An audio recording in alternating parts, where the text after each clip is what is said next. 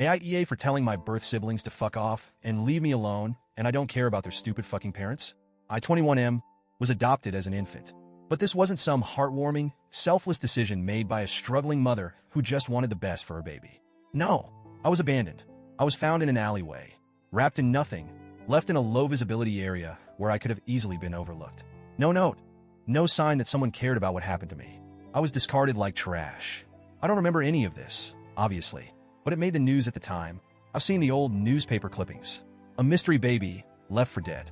If someone hadn't found me when they did, I wouldn't be here today. The people who saved me weren't my birth parents. They were total strangers. My adoptive parents? They're the people who raised me, loved me, wanted me. They were honest with me from a young age about my adoption, but they never made me feel othered. I was part of their family, no questions asked. I grew up with siblings, all biological to my adoptive parents, but they never treated me like anything less than their brother. I had a childhood filled with love and laughter, and that was enough for me. I never felt the urge to go looking for my birth family. I never had some big identity crisis. The people who abandoned me had made their decision. And honestly, I didn't care why. That was my stance for most of my life. But then a few months ago, something changed. I got engaged. My fiancé and I started talking about our future, about kids. And for the first time, I had to confront the one real problem with not knowing anything about my birth family, medical history. What if I had some genetic disorder I didn't know about? What if there was something lurking in my DNA that could affect my future children? That was the only reason I decided to do a 23andMe test. I didn't want a reunion. I just wanted information. But like an absolute idiot, I didn't realize I had accidentally left the option open for biological relatives to find me. And that's how I learned I wasn't an only child. I got a message from two people, birth siblings. They were older than me. And apparently, I wasn't just some one-off mistake. My birth parents had 5 other kids before me. At first, I was just in shock. I had always assumed my birth parents were young, desperate, and alone when they abandoned me. But no, they had an entire family. They had raised my siblings.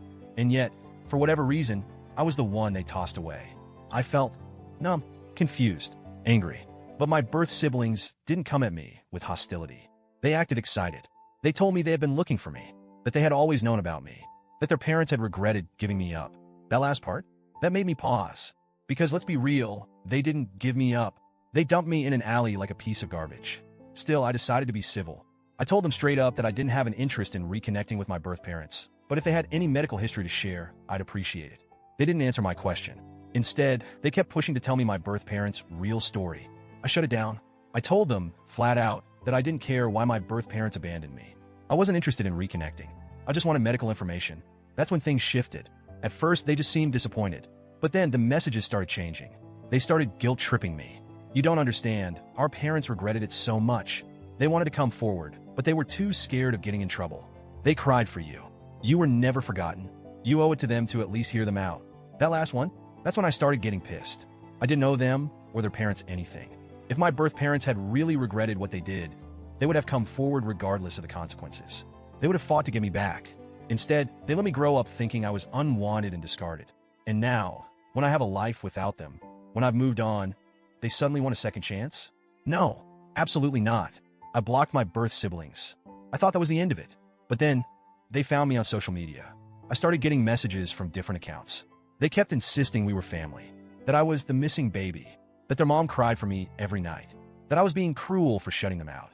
They said I was being unfair, that it wasn't my mom's fault, that she was young and overwhelmed, that she and my father had just panicked. But you know what? They weren't too young to raise my 5 older siblings. They weren't too overwhelmed to keep them. So what was different about me? Was I an accident? Were they just sick of having kids? Was I just too much? I didn't care about their excuses. I was done. I ignored them. I blocked them again. But they kept making new accounts. This went on for almost 3 months. 3 months of them pushing and pushing, trying to force me to care about people who hadn't cared about me. And eventually I snapped.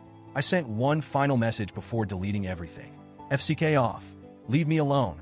I don't care about you or your stupid f***ing parents. And that was apparently too far. They lost their minds. They told me I was cruel, that their parents didn't deserve that kind of hate, that I was being heartless.